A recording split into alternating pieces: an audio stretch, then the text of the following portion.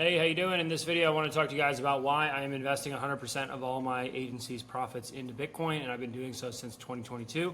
It's allowed me to build, basically achieve escape velocity. I no longer need to work for active income. I'm on the process now of documenting my growth of my agency.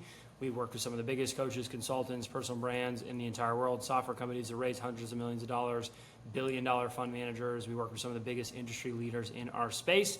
That's a bunch of videos here sharing what their experience was like working with us. I'm documenting everything. We work with about 10 clients at any given time. If you're doing more than 100 grand a month, you can apply to work with us. If you're doing less than that, we have some done with you consulting options as well. But without further ado, I want to get into the topic of the video today, which is why I'm investing in 100% of the profits from our partnerships into Bitcoin, okay? Full transparency between all of our partnerships right now, we're doing more than $500,000 per month in cash collected revenue from our campaigns.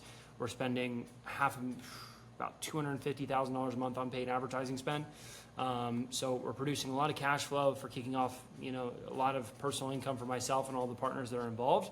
I have a very unique background for the agency space in that I was actually a certified financial advisor at a $25 billion registered investment advisory firm. It was the number one investment advisory firm in the country for 3 years running while I was running the paid advertisements there, rated by Forbes. About 500 of some of the wealthiest families in Los Angeles were our clients. And the people that I was working with and doing investor lead generation through Meta and LinkedIn ads were some of the pioneers and some of the smartest investors and people that I had ever met in my life. So I learned a lot about investments. I had to pass my series certification to work at the company to be able to call and work the leads that were produced from the digital marketing campaigns. I learned a lot about both public market investing, private market investing, as well as the digital marketing and the advertising during my experience there in the company. So without further ado, I want to get into why I'm investing 100% into Bitcoin and why I think you should as well too, okay?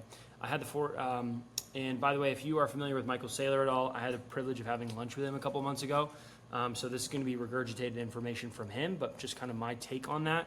And if you want more information, I'd highly encourage you to check out some of his podcasts and his materials, because it was all started with basically I heard this guy that Michael Saylor had invested all of his money from his company, $500 million of cash into Bitcoin. And I thought that was so obnoxious and such a ridiculous comment to make, but I'd listened, and he said, I encourage you to spend 10 hours reading about Bitcoin, make your own decision. After I read 10 hours, I was compelled. I read 100 hours. Then I spent 1,000 hours, and then I invested all my money starting in 2022. So I'm a huge Bitcoiner, a big believer in Bitcoin, not just what it's going to do financially for me, but I think it's going to be a force for good. It's a challenging force to the corrupt, insidious institution of the Federal Reserve and the U.S., just the central banking industry as a whole. And I also believe there's obviously huge financial upside in participating with the adoption of this technology. Okay, so let's get into it, okay? So when I worked at this $25 billion investment advisory firm, the portfolio that we were pitching, that we were selling, was something that was pioneered by Ray Dalio that was called All Weather. And fundamentally what All Weather was designed to do is provide you equity-like returns without the volatility of the S&P index. Not a lot of people know that, yes, the S&P index averaged over the last 100 years a 9 to 10% annualized return, but what they don't tell you is incredibly volatile. And, the S&P index had what a lot of people don't understand is something called the lost decade. And there is there's actually multiple 10-year stretches where the return of the S&P index was effectively zero. So that could be the 1970s, I believe the 2000s. You would have basically had no money produced for close to a decade, okay? And I think that's happened 2 out of the last 5 decades, okay? Now, the goal with risk parity was to have you produce those similar like returns without that same level of volatility, because these institutional investors had maturities and obligations, and they needed to have the highest expected return with the lowest amount of volatility so that they could pay their shareholders and their, in some instances, their pensions or, all of the stakeholders that, were contributors of that institution's liquidity. Now, what's interesting, okay, is that the government, one of the most insidious, disgusting things that they do is they lie to you by telling you that inflation is CPI. CPI is not inflation. CPI is an artificially created basket of arbitrary household products that don't fully capture inflation, okay? So these are things like things that are super easy to consume, like, processed food, digital goods like Netflix streaming and things like that. It's not true inflation, okay? The things that truly constitute a good life, in my opinion, are the ability to buy assets. And, Michael Saylor talked a lot about this. He said, what if I want to buy an early retirement? Okay, whenever all of the money, when the Fed prints a bunch of money in quantitative easing or the creation of new money, it flows to all these assets. If you're a first-time homeowner saving up to buy a home, it's a huge problem for you. You could look at the price of homes in the United States that's growing 10 or 15% a year. And when you look at the average annual income, the average annual home prices, that discrepancy has continued to widen. It used to be you could work for 3 to 5 to 6 years to purchase entirely a home on your own. Now you're looking at 10 or 15 years to afford a down payment. Okay, I don't know the exact statistic, but it's roughly that discrepancy has continued to be widened. And what happens is the more they print money, the more it goes, all that money and liquidity flows to the asset holders, and it's pulled away from the people that are working to earn income. So it actually creates the wealth gap. And then the disgusting thing is the government convinces you that it's greedy corporations and so on and so forth that are the cause of this, and entrepreneurs, when ironically they are the value creators, they are the ones providing goods and services that we voluntarily choose to participate with and choose to transact with these businesses because they provide the most amount of value, versus there's an involuntary task which allows governments to devalue money, which is effectively your time, your energy in an abstracted form, to devalue that very, very quickly. We saw during C-19 that 40% of all the money was printed over an 18-month period. That's effectively, if you worked for 30 years, that's effectively stealing 12 years of your life overnight by making the money less valuable. And all the money, all the liquidity flowed into the assets like the S&P index, where we saw them rally despite the entire world being shut down, okay? Now, I started to realize this, that there was no way for me to buy assets and to achieve financial freedom because there had been so much asset inflation that had been occurring, okay? The price to own a home, the price for private education, for healthcare, for organic food, okay? That stuff was going up far faster than this bullshit 2 or 3% figure that was reported by inflation, okay?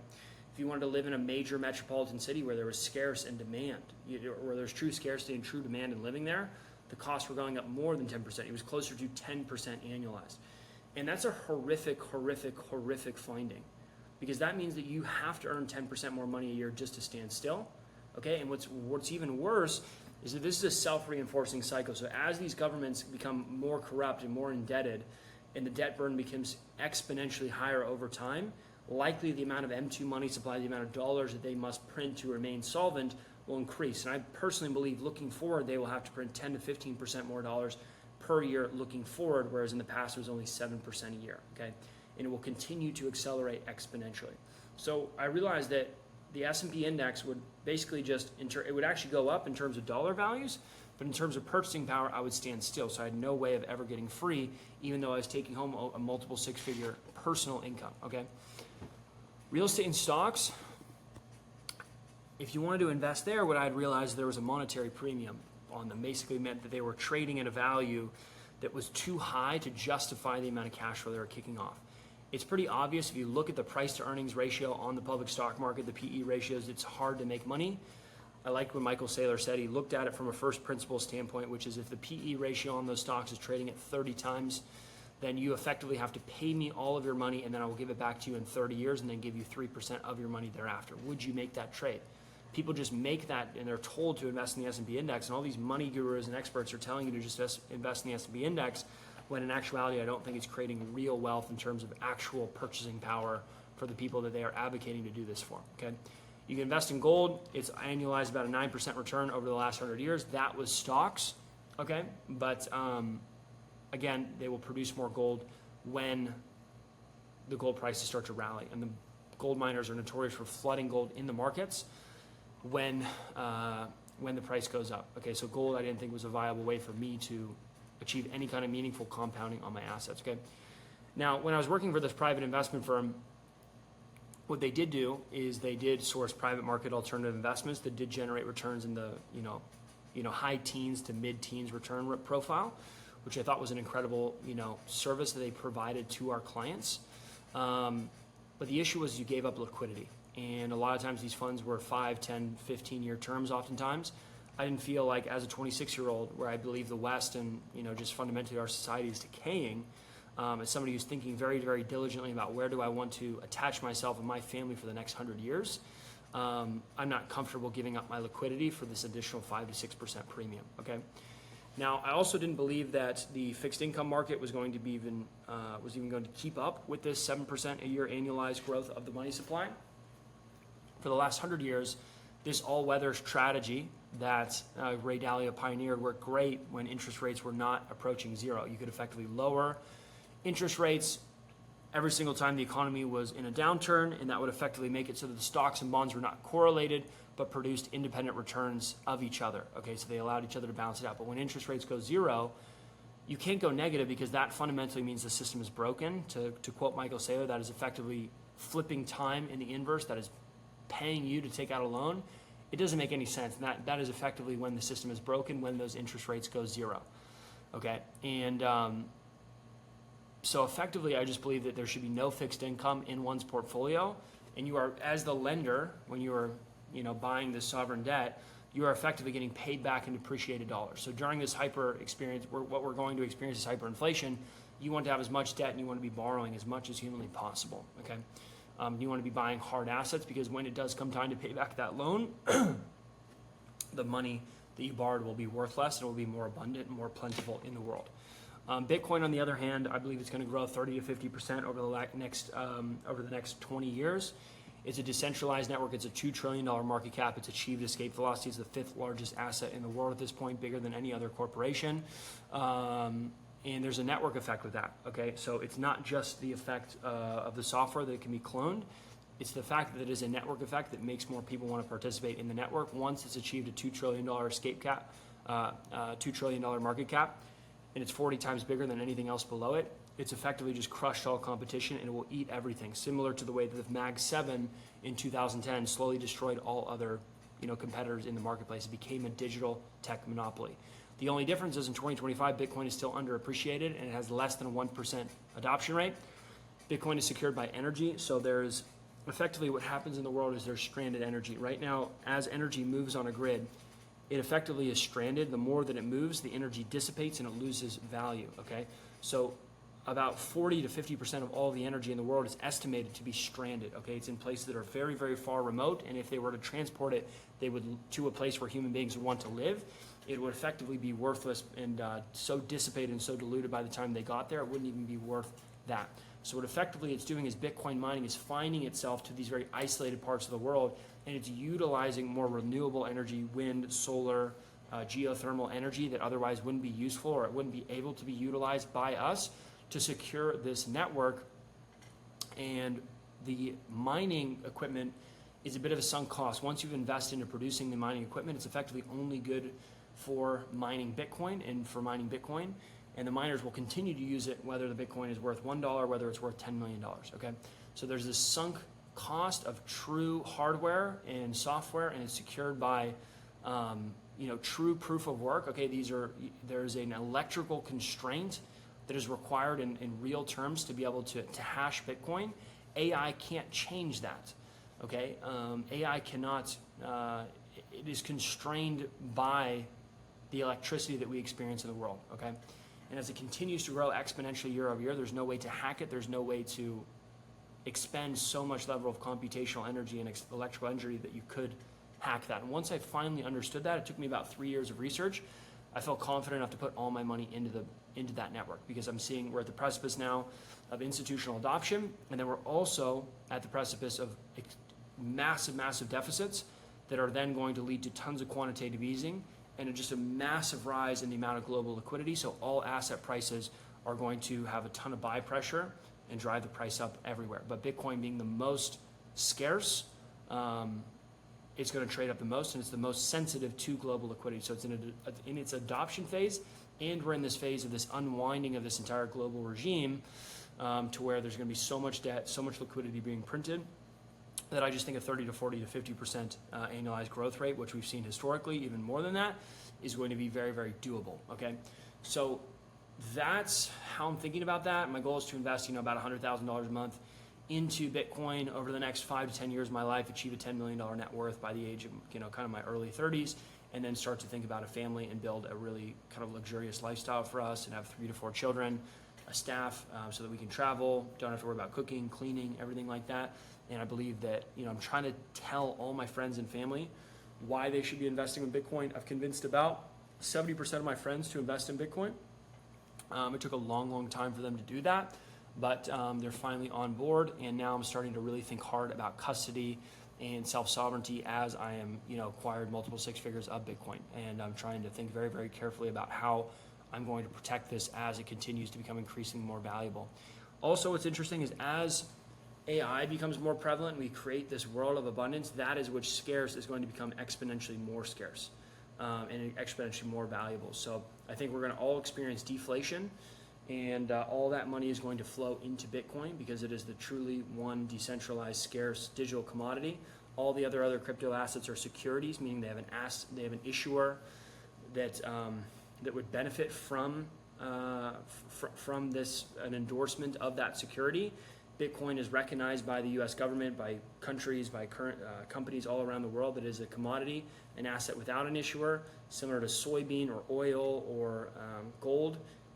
Countries and companies can now put this on their balance sheet and have an endorsement from somebody in public office, and there's not an ethical qualm against that. It's unethical to endorse Apple stock. It's not unethical to endorse gold because there's no one centralized beneficiary of a commodity as opposed to a security. So we're already seeing it. We have about 200 companies at the time of this recording that are holding it on its balance sheet. I think there'll be close to 1,000 in the next 24 months. I think Bitcoin will be trading for multiple six figures, and I'm just trying to get as much money as I can personally into the asset class through my agency profits before the price just becomes exponentially harder to acquire it. So that's my thesis. That's why I'm doing this. This was all influenced and stolen from Michael Saylor. I hope this was valuable for you. Maybe you're an agency owner watching this, maybe you're a prospective client. I don't know, but regardless, if you are running a business and you're doing more than six figures per month in revenue, we have an online advertising agency where we help businesses grow through Google ads, Facebook ads, and LinkedIn ads. If you have one platform working for you, like a Google or a Facebook ads, maybe you want to add on LinkedIn or another independent channel that can provide some more diversification to your business, more stability to your business. You can see here all of our case studies, all the businesses that we've worked with across 25 different industries, from some of the biggest personal brands, coaches, consultants in the world selling digital products, to software companies that have raised hundreds of millions of dollars, to billion-dollar fund managers. We worked with a lot of industry leaders. You can see some of their names popping up here, and they share what their experience was like working with us. We only work with about 10 clients at any given time. Up until this point, we didn't really market ourselves. We were kind of just quietly were building in the background. We were focusing on going very, very deep with a handful of clients, and as opposed to just kind of churning and burning a bunch of different accounts. We built a really good reputation, really good word of mouth over the years, I like to think at least, and would love to talk to you about potentially growing your business. If you're doing less than $100,000 a month, I've done with you consulting options, but just regardless, book a call here, schedule a call with my team, and somebody will get on the phone with you and talk to you about what it would look like if we took over the paid advertising, the marketing, and the sales process of your business. So hope that was helpful, and I'll talk to you soon, and I will see you in the next video. Thanks.